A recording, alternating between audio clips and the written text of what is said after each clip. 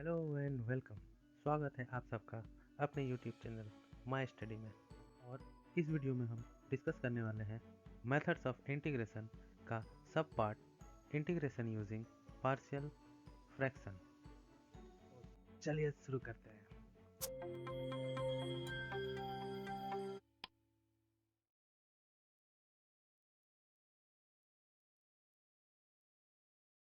Integration by partial fraction. Integration by partial fraction का use हम तब करेंगे जब हम रैशनल फंक्शन के साथ डील कर रहे हो। और रैशनल फंक्शन का मतलब है ratio of two polynomials in the form of p of x by q of x, where p of x and q of x are polynomials, और ऐसे कंडीशन में डिनोमिनेटर जीरो नहीं होना चाहिए। That's why q of x is not equal to 0। और इस form में भी हमको ध्यान रखना होगा कि ये रैशनल फंक्शन प्रॉपर फॉर्म में हो। और रैशनल फंक्शन को प्रॉपर फॉर्म में रखने के लिए कंडीशन ये है कि इसके न्यूमरेटर पॉलिनोमियल का डिग्री, मतलब p ऑफ x का degree is less than degree of q of x होना चाहिए।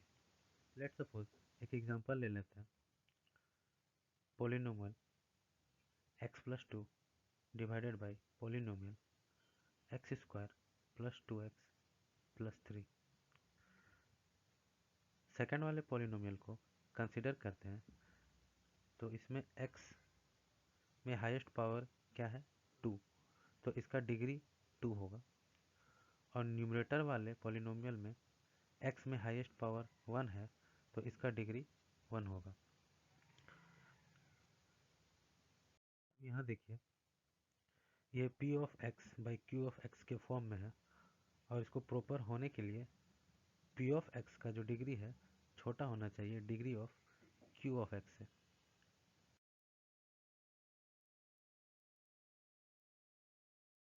रैशनल फंक्शन में अगर ये कंडीशन फुलफिल हो जाए तो हम बोलेंगे p of x by q of x is a proper rational function.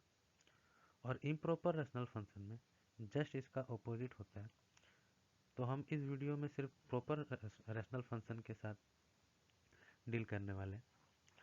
तो चलिए आगे देखते हैं कि कैसे प्रॉपर रैशनल फंक्शन को हम पार्शियल फ्रैक्शन में चेंज करके इंटीग्रेट कर सकते हैं। तो सबसे पहले प्रॉपर रैशनल फंक्शन को इंटीग्रेट करने के लिए पार्शियल फ्रैक्शन में लिखते हैं। तो इस रैशनल फंक्शन को पहले पार्शियल फ्रैक्शन में चेंज करेंगे, और चेंज करने का तरीका ये है कि न्यूमरेटर में हम चेक करेंगे कि हमारे पास टर्म्स कितने हैं, पहला टर्म्स और दूसरा टर्म्स। यहाँ दो टर्म्स है, दोनों टर्म्स के बीच एडिशन का ऑपरेशन परफॉर्म हुआ है। तो इसी तरीके से हम पार्शियल फ्रैक्शन में भी पूरे फंक्शन को दो पार्ट्स में बांट देंगे और दोनों के बीच एडिशन ऑपरेशन को परफॉर्म करेंगे। उसके बाद डिनोमिनेटर पार्ट में देखेंगे, हमको ये वैल्यू लेना है, तो ऐसे वैल्यू को लेंगे जिनका कि एलसीएम वैल्यू इसके बराबर हो जाए।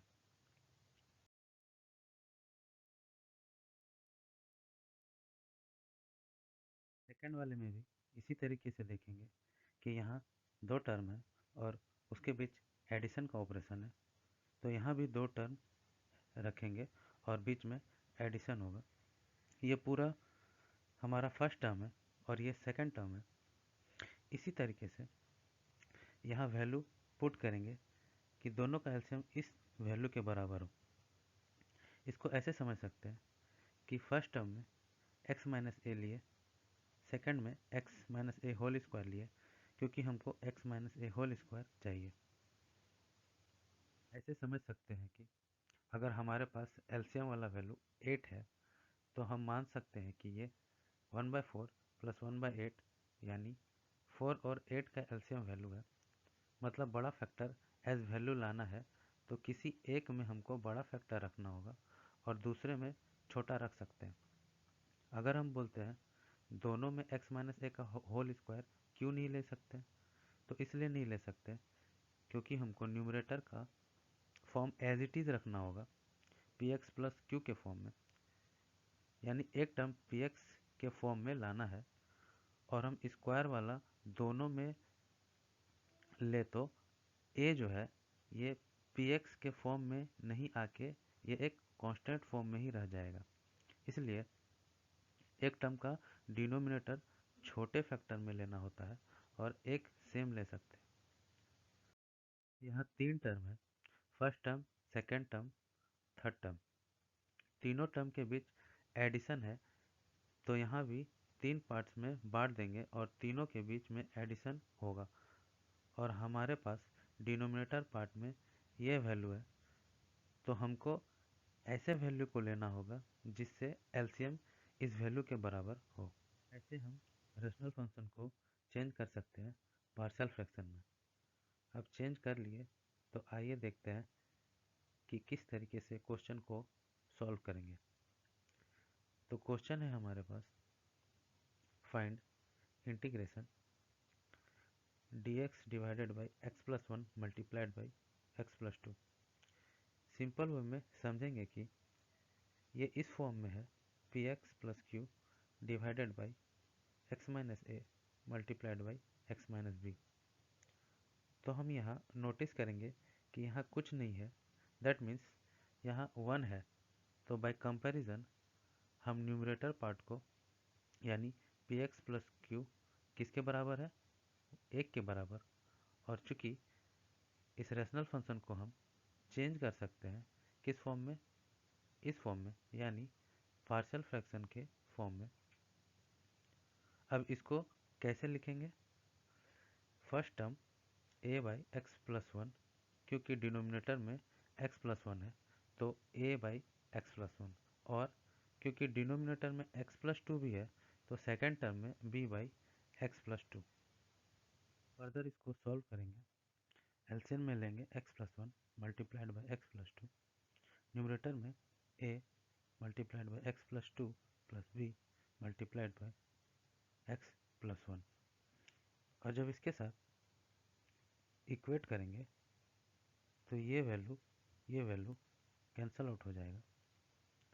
तो हम देखेंगे कि हमें इक्वेशन मिल गया है, one is equal to a multiplied by x plus two plus B multiplied by x plus one.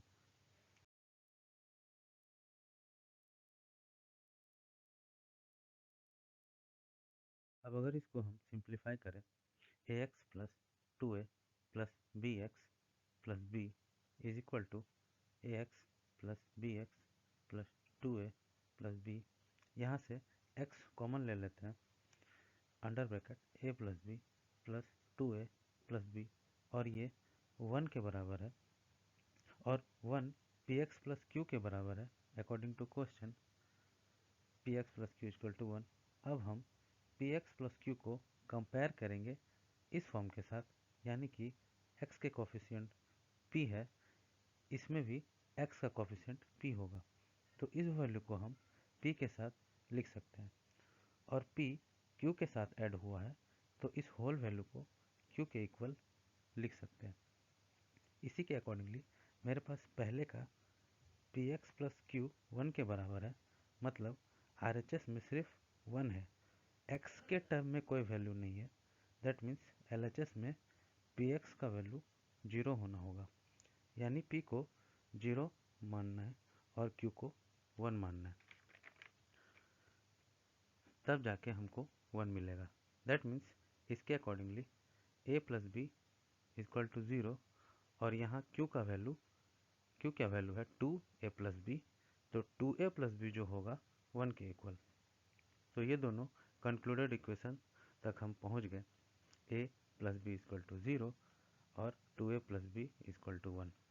अब दोनों इक्वेशन को साइमल्टेनियसली सब्ट्रैक्ट करेंगे तो ये माइनस माइनस माइनस हो जाएगा, बी भी कैंसल आउट हो जाएगा। Minus one is equal to minus one, minus minus cancel हो गया, ए इक्वल टू वन मिल गया, ए का वैल्यू पुट कर दिए यहाँ तो b इक्वल टू -1 मिल गया। अब a का वैल्यू 1 और b का वैल्यू -1। अब इस वैल्यू को ऊपर के पार्शियल फ्रैक्शन फॉर्म में पुट करेंगे। पुट करने के बाद इस तरीके से लिख सकते हैं, a के प्लेस में 1 और b के प्लेस में -1। तो 1/x+1 प्लस -1/x+2। अब इसको इंटीग्रेट करना इजी हो गया, तो इसका इंटीग्रेशन नहीं निकाल के इसके पार्शियल फ्रैक्शन फॉर्म का इंटीग्रेशन निकालेंगे, जो कि integration dx divided by x+1 minus integration dx divided by x+2। तो इन दोनों को ईजिली इंटीग्रेट करेंगे। चूँकि डिनोमिनेटर में x+1 है तो इसका इंटीग्रेशन हो जाएगा log under mod x+1 minus log under mod x+2 plus c। और हम जानते हैं जब दो लॉगरिथमिक टर्म्स के बीच में अगर माइनस हो तो हम उसे इस तरीके से लिख सकते हैं, log under mod x+1 by x+2। Plus c है तो प्लस सी रहेगा ही। This will be our concluded result. उम्मीद करते हैं कि ये कॉन्सेप्ट आपको ईजिली समझ में आया होगा। वीडियो में लास्ट तक बने रहने के लिए धन्यवाद। Thank you. सबा खैर।